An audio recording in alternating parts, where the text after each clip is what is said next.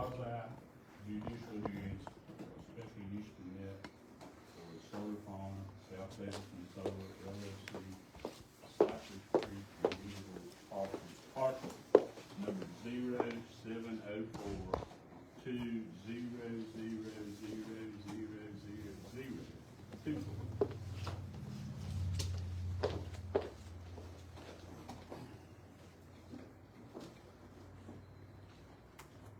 The Board of Commissioners will be conducting a quasi-judicial hearing.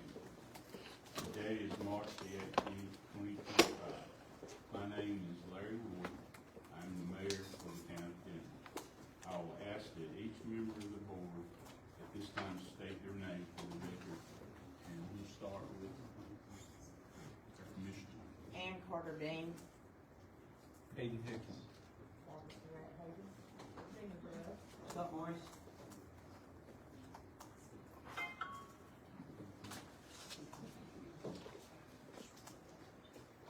Andrew Deakins on the front row here, town manager and zoning officer is serving as staff to the board today. Misty Whitman on the end.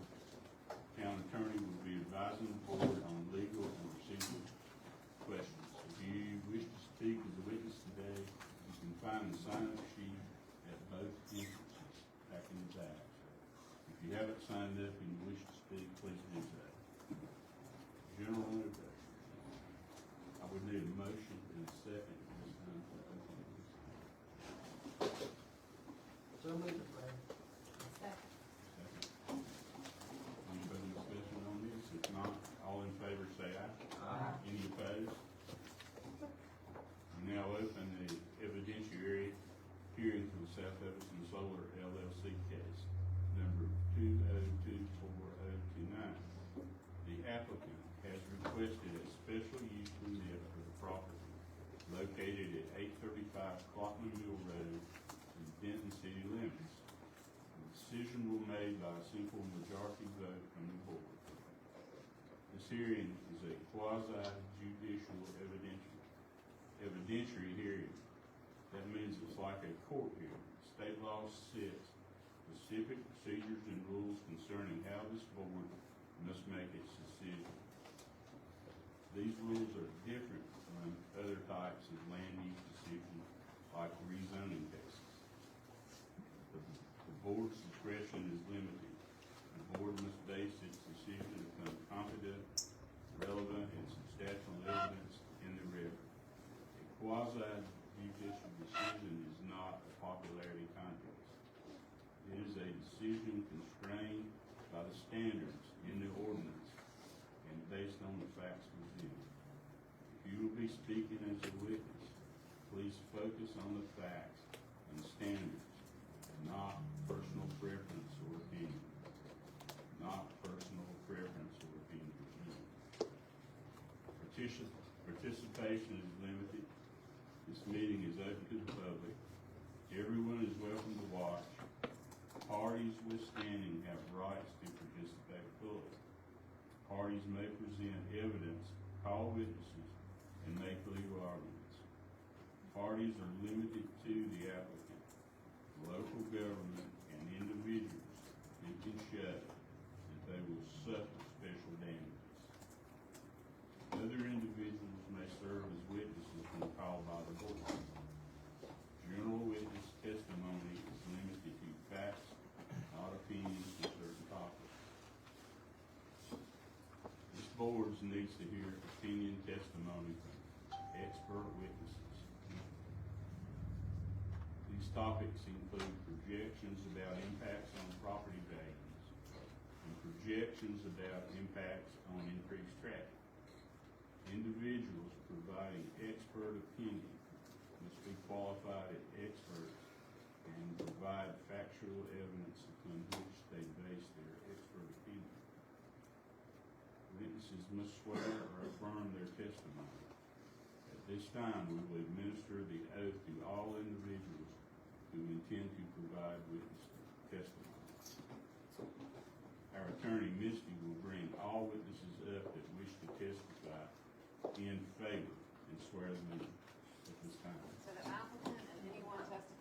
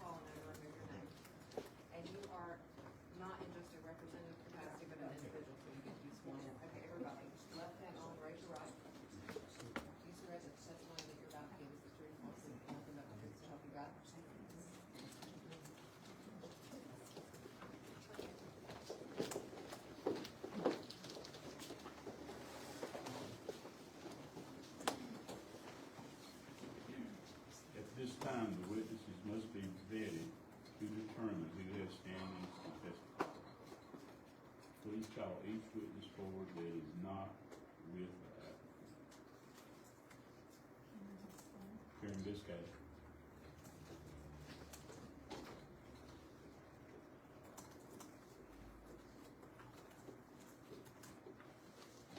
Standing determination will be determined. How are you doing? Just fine. I am going to yield to Valerie Adams. Is Valerie representing you? I'm not. Okay, so you do not wish to testify? I do wish to testify, but I'm going to yield to her. We have to first determine if you have Okay. standing. That'll be So fine. this is only for standing. Okay. So, That'll be fine. In order to act as a party in this case, an individual must have legal standing. The applicant, property owner, and local government have standing. Other individuals may have standing if they will suffer special damages. Evidence of standing may include proximity to the subject property, damage to property values, and secondary impacts from the requested work. If you wish to act as a party, please provide evidence to establish that you will suffer special damages from the requested development. Okay. Speak. Have property at the intersection of 109 and 49, which is a scenic byway, which travels down 109, so I have understanding of what those stipulations are, for scenic byway property, and the property is contained in that scenic byway area, which continues down 49 and Route 47.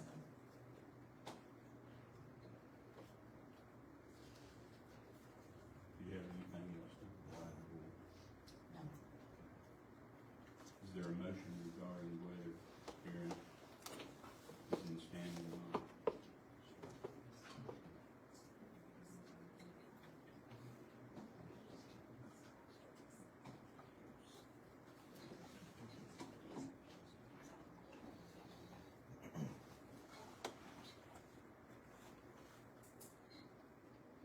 I'll make a motion that you have standing.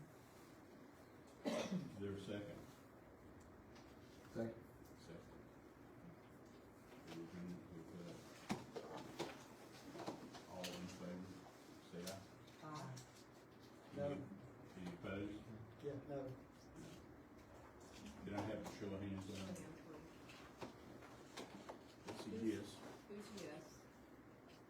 You have two yes, two no? No, I got it. Three, okay. Three yeses. She is in standing. Who's our next witness? Valerie Adams.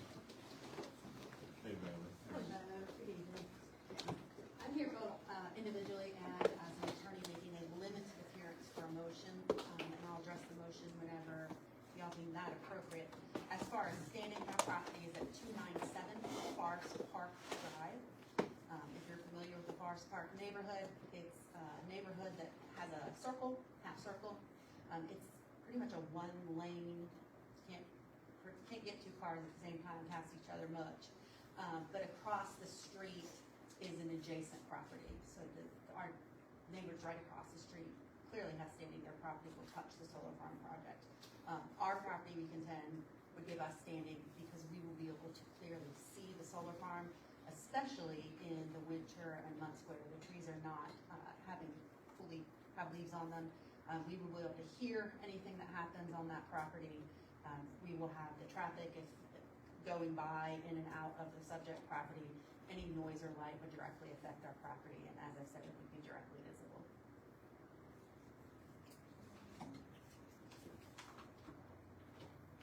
Do you have any other evidence? Not as to standing. I do have the request to stay, continue, and produce documents. Is there a motion? She has standing.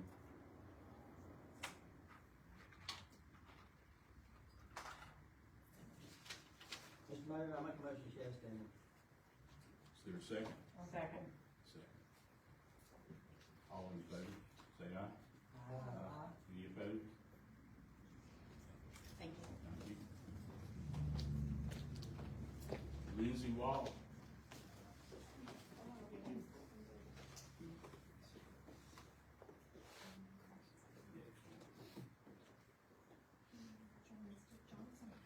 Duke Johnson. Oh, I just thought we were supposed to sign in. Oh, okay. You don't wanna speak, I, Dick? I wanted to be present. Well, you know, it does join my property. I'd rather not be here, but there's other people putting a lot of work. So with the time, I'm gonna let those that have studied it well to present their case. And I appreciate all they have done. But you have standing, Dick, you sure you don't wanna speak? Say what? You have standing, you sure you don't wanna speak? Well, I just said I didn't want it.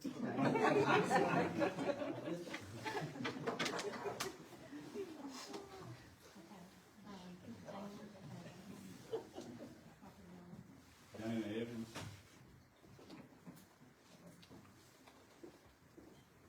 Hey, Dana. Hello, I own property, one of the joint owners of 572 Bombay Road. Solar farm will be in my backyard. Literally. Full view. Is there a motion regarding whether she has standing in this matter? I'll make a motion to recommend. Second. Second. All in favor, say aye. Any opposed? That motion carries.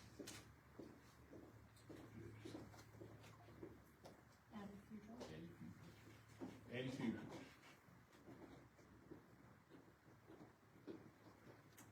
Good evening. Hey, I live at 254 Forest Park Drive and my property is the parcel. I'll make a motion that she has standing. second. Second. All in favor, say aye. Any opposed? That motion carries. Jeffrey Russell. Jeffrey Russell.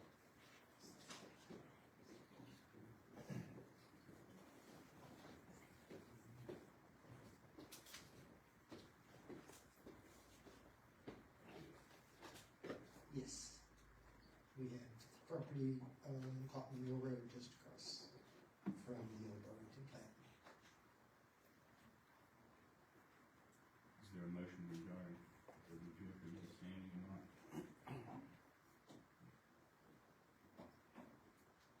I'm trying to think, what exactly? Heavy haulers, Okay. stainless, but the backside does come out now on Cotton Mill Road.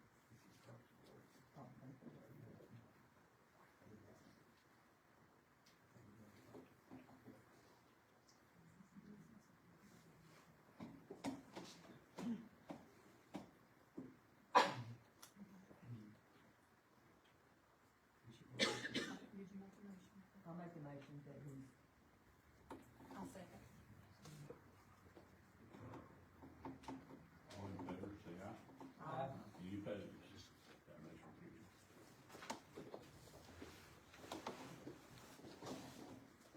Point of clarification, we don't have to do anything with those that are for the applicant, correct?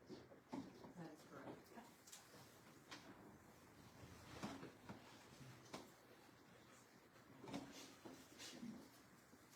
The parties to this case are entitled to an impartial board. A board member may not participate in this hearing if she or he has a fixed opinion about the matter, a financial interest in the outcome of the matter, or a close relationship with an affected person. Does any board member have any partiality to disclose or refuse to offer? Anyone? Mr. Mayor, I'm sure we've all been talked to, but I have not discussed it with anybody or hadn't. I'm the same. And I have cousins and friends and all out there that live there, so. Anyone else?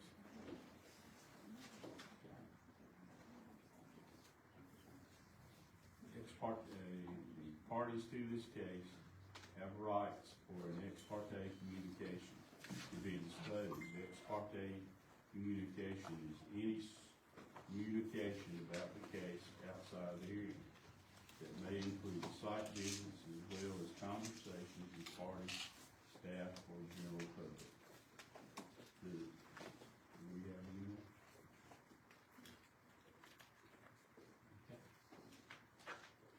Just as Scotty said, I mean, I have had people make comments to me, but I have told them that I am not to talk about it, and it would not influence my decision. Same.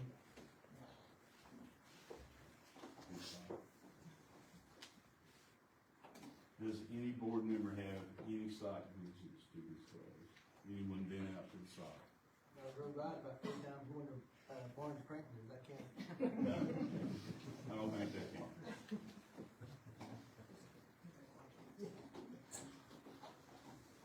Does any board member have any conversations or other communications to disclose?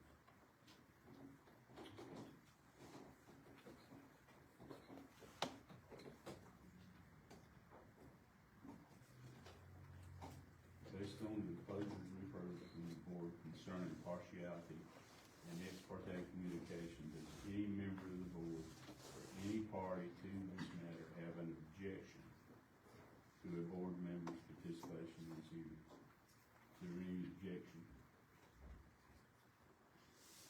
If not, we'll proceed with the hearing.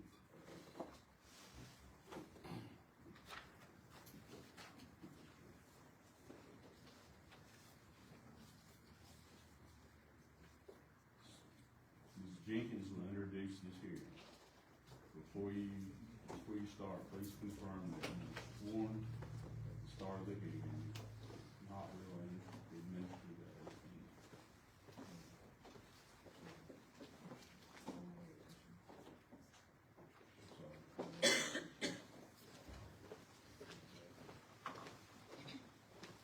Please disregard what I just stated. Are there any preliminary motions that need to be made before this board? Yes.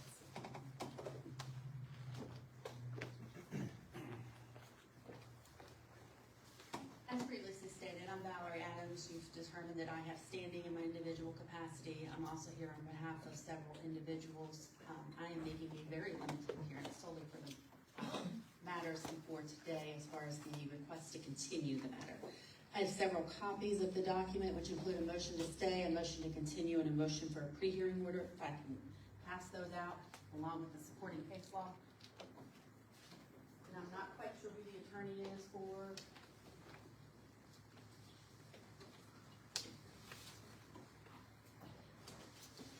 As you'll see on the motion on Exhibit A, there's a list of some parties that clearly have standing and some that were nearby property owners, some of which have been determined to have standing. At least all of those property owners and those that have standing are opposed to the solar farm, but specifically we're asking for 3 things today. One is a motion to stay, the other is a motion to continue, and the third is a motion for production of documentary evidence. The motion to stay is based on the case law that I handed out, which is Coastal Pine Solar versus Pender County. This is a case that came before the Court of Appeals recently. It's a Pender County case. In 2022, a solar farm applied for a special use permit to build a solar farm in Pender County. They had the quasi-judicial hearing, and the Board of Commissioners denied the permit. So the solar farm appealed, went up to Superior Court actually twice, and they upheld the county's denial. So then the solar farm appealed to the North Carolina Court of Appeals, and the matter was considered by a 3-judge panel.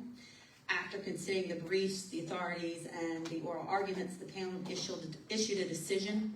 They upheld the county's denial of the permit. But their rationale for opposing or upholding the denial was based on different factors. And that unpublished opinion was released on December 31st, 2024. You cannot find that opinion currently because Coastal Pines requested a reconsideration. They requested that based on several reasons, but the important one for y'all is that they contended that the Court of Appeals created a split of authority over 1, what is required to be proven, and 2, the level of proof required. So the Coastal Pines decision held that the applicant has to prove and provide competent material and substantial evidence to establish a prima facie entitlement to the permit, as weighed by the whole record. But other decisions that were previously issued by the Court of Appeals state that once the applicant produces evidence tending to show they've met their requirements, then there's a burden shifting of sorts. The application has to be granted unless the opponents present substantial evidence, and that the town can weigh the evidence of the applicants to determine if it rises to the level of proof. So the major issue in Coastal Pines was whether 8 longtime landowners had sufficient standing to provide information over watershed. So these were farmers and they wanted to testify about watershed and water runoff. And it was whether they were qualified to do so. They didn't have any training, they weren't qualified as expert witnesses. Farm Bureau filed an amicus brief supporting the competency. So on January 17th, 2025, a panel of the Court of Appeals withdrew the filed opinion. And it remains to be seen what will be decided. I checked about 4:55 right before I left. There's nothing showing the current status other than there is this petition for rehearing, and the other side, the town, filed a reply. So both Cypress Creek and this board and the people opposing the solar farm need to know what the applicable standard is, because if you choose one and it's the wrong one, then this matter could be overturned on appeal. And that could cause substantial delays and costs to the county. So I have provided the motion for rehearing, which is what the solar farm in the Pender County case filed. And it goes through all the reasons that they say there's a split in authority, and it lists out all the cases there within that document. If you're not inclined to stay the proceeding, then we are asking to continue the proceeding. I'm here today on a motion to continue. I'm not going to represent the landowners any further. That is not my area of law. We have talked with some attorneys, but with the amount of funds that are required for both an attorney and expert witnesses and the time factor, we simply did not have enough time to get together to hire an attorney. So we are asking for more information. More time. The notice and agenda meetings that were posted on the zoning board, their agendas contain language that said all people for or against this permit would be given an opportunity to speak. And so a lot of people thought that they would just get to show up today and be able to speak, and did not realize that they actually had to have standing. Now that that's been explained, there are some more people that are willing to get together to consider hiring an attorney and an expert witness, but they need time to do so. And lastly, we are asking for a production of documentary evidence. We have been told that there are some documents and studies that will be presented. We would like to see them and have a chance to review them in advance. We also think it would make sense for you to have them in advance and to be able to read them, so that when you are listening to the evidence and to the witnesses, you have that base of knowledge. The Board of Commissioners had a meeting on February 3rd, 2025, and a citizen talked about being concerned about groundwater being contaminated, and Mayor Ward stated that the information, referring to the environmental impact report, would be forthcoming. Several people attended the meeting last week that Cypress Creek held and was able to put on information. That report has not been forthcoming. So we'd like to see the report so that we can hire an attorney and hire experts to refute that. In most other courts, there are orders that require witness lists and production of documents and production of exhibits in advance, so that everybody can be prepared to review those materials in advance. And so that's what we're asking for, is for you to continue this, to enter some memorandum or order that requires everyone to share all of their information. We think that interests of fairness and justice require that, so that's our request. Thank you. You stated you had a copy of that motion. Yes, I handed that out. Okay. There were about 10 or 11 copies. Yeah, I see it right here. Okay. Board will take a few minutes to review that. When you have a chance, I'd also like to be heard in opposition, but feel free to take your time and review first. Okay. Valerie, did you hand out just one document? I handed out 2 documents. One is the motion, the other says from Pender County. It's a copy of the brief. I did not bring, I guessed on how many copies, so there may not be enough.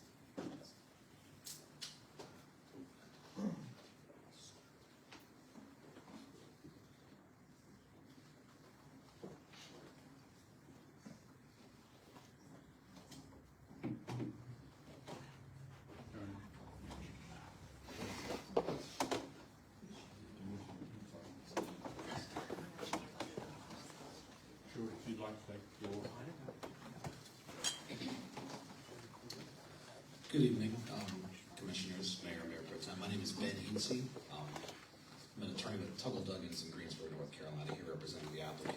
I'd just like to be heard briefly in opposition to these motions. With respect to the motion to stay, there's no legal precedent that you can't hear a case while there's an appeal pending that may or may not impact the case. If that was the case, nothing would ever happen.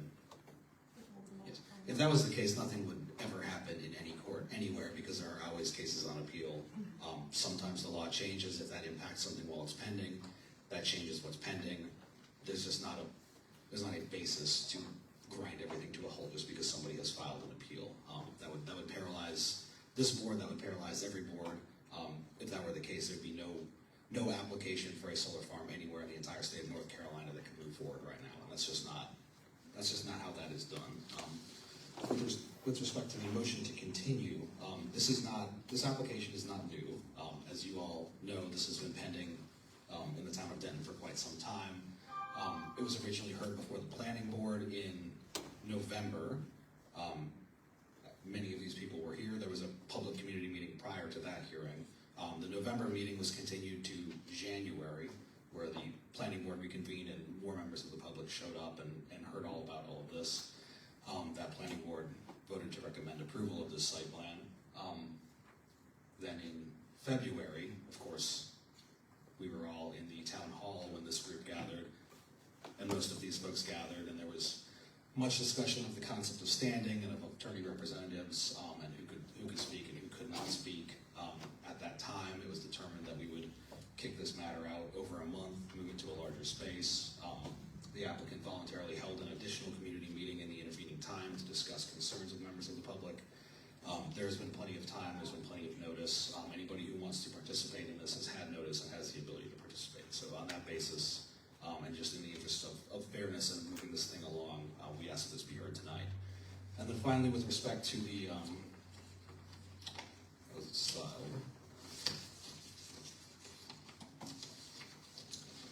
the motion for production of documentary evidence, I'm not aware of any legal basis.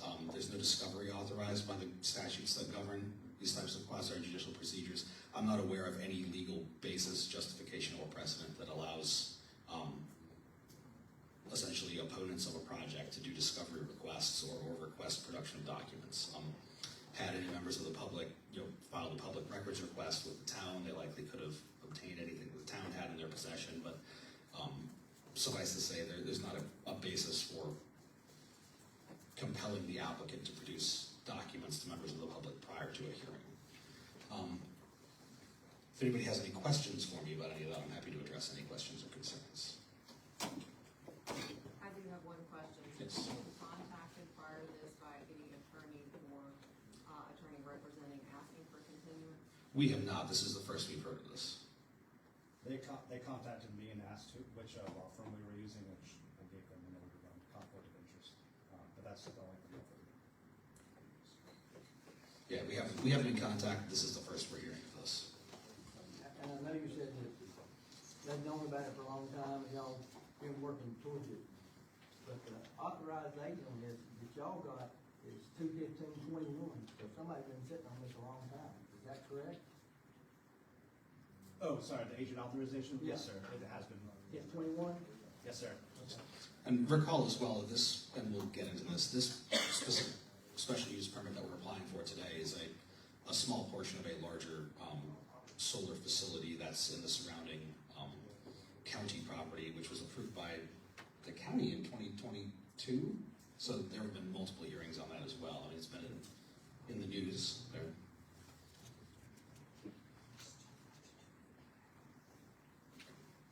So, in short, we ask that all these motions be denied, and we ask that this move forward tonight and be heard tonight so that we can all.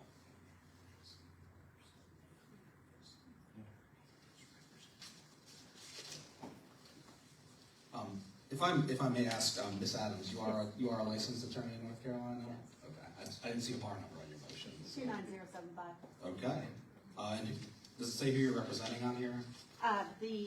Just for the motion to continue, and I'm representing myself, withstanding, and the individuals listed on Exhibit A. Okay. And I will say, we did try to contact some attorneys. I did speak with someone on the phone, and got the name of the attorneys. the attorney that we were hoping to hire had a conflict of interest, which was not discovered until several conversations in, that being John Cook with Womble, is it Bond now, Womble Bond? Thank you. So again, we ask that these motions be denied. Thank you. This board is tasked with making a decision whether to approve the motions or deny. Please take your time, read through your information, and make a decision.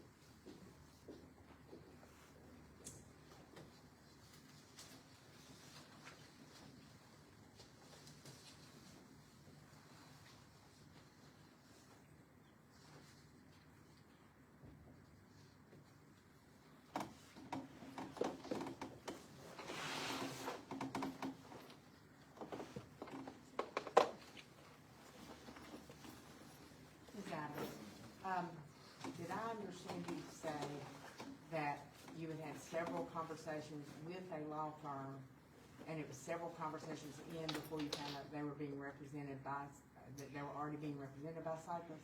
I had spoken to Attorney Cook just in general, Okay. because he was involved in the Thunder County case, and then later when I asked him if someone else in his firm would be able to assist us is when he asked for some specifics. Okay. So I would say, it's very shortly after I gave him all the names of everyone, because in the meantime, I was trying to figure out who the attorney was to the other side. So Okay. we put it together very quickly, but we talked to 3 or 4 attorneys. Okay.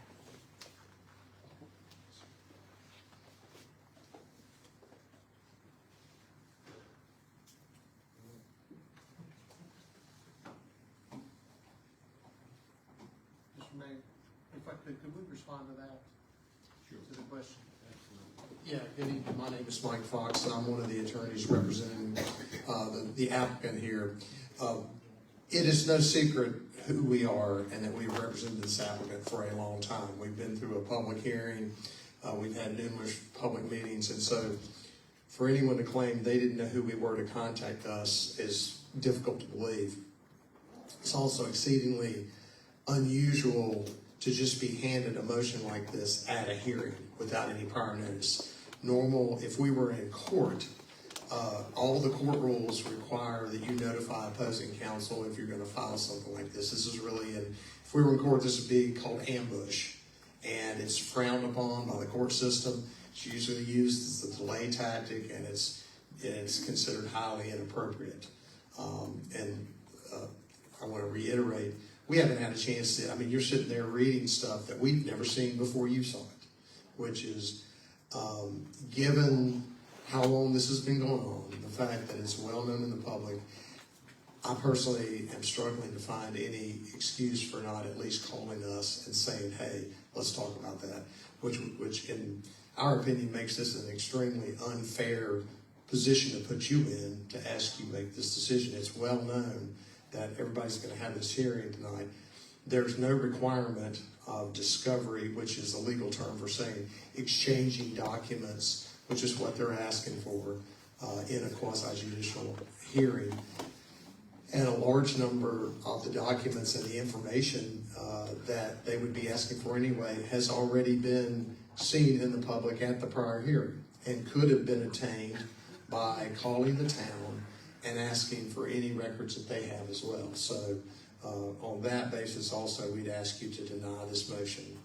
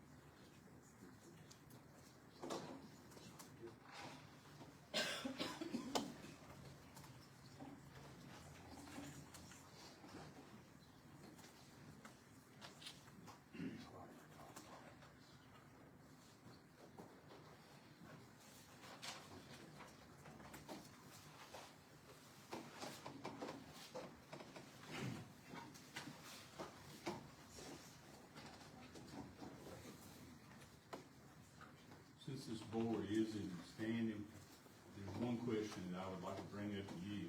And it's a good point. We asked for an environmental study 2 times and never got one. So that's a fact. It's my understanding we have an expert here tonight that can testify to the questions you have regarding environmental questions.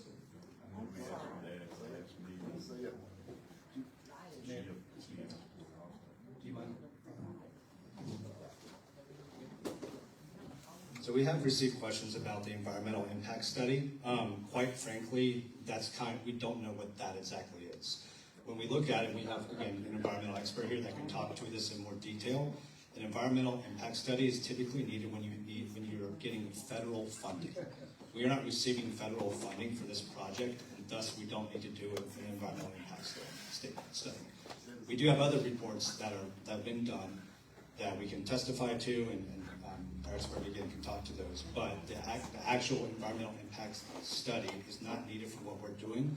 It would be something that is needed for example, a DOT project, because you're receiving. That pertain to this project. That's correct, and we tried to address that last week at our meeting, and we kept on asking what do you mean by the environmental impact statement or the study, and we couldn't.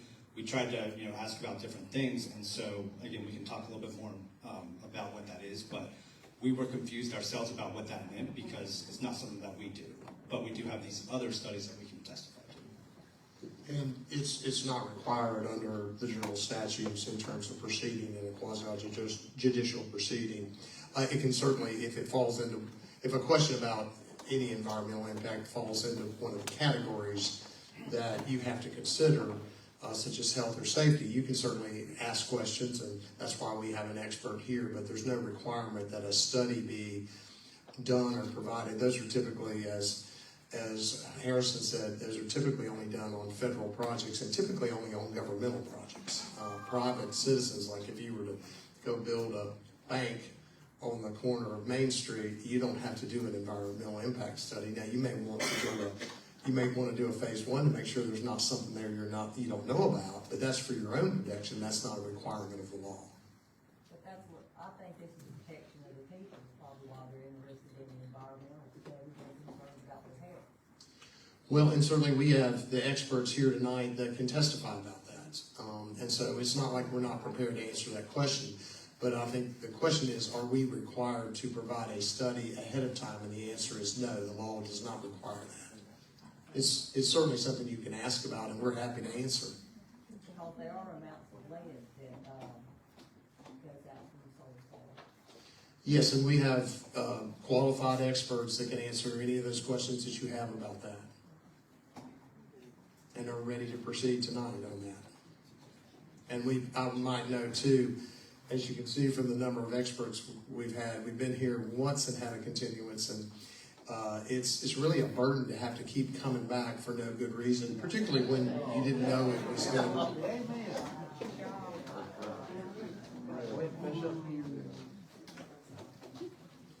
Yeah, it's a burden to have to come back multiple times with multiple people, which we're happy to do. But if we had a little notice, or if this board had said, come back in 60 days or something, that would have been different. Thank you.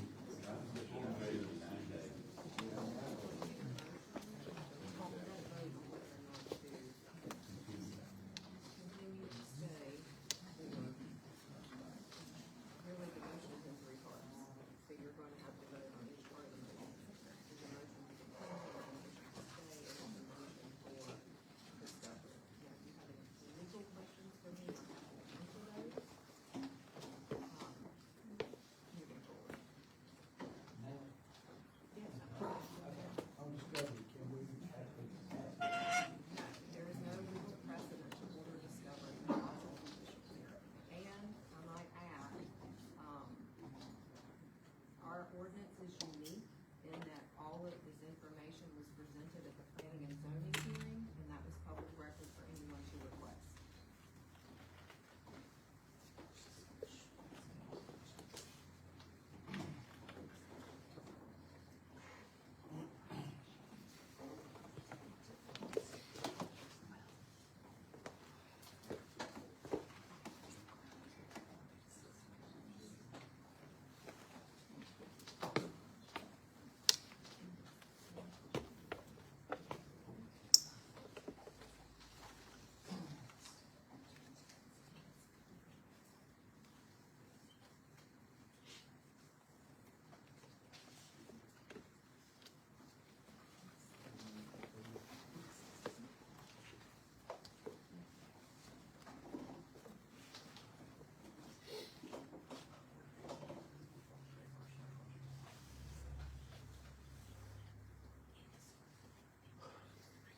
Mr. Mayor, I make a motion that we continue this meeting for 60 days. I second it. Any further discussion? If not, all in favor, please show me your hands. Raise your hand.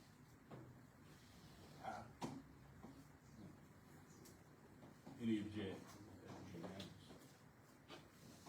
Is it unanimous today to continue?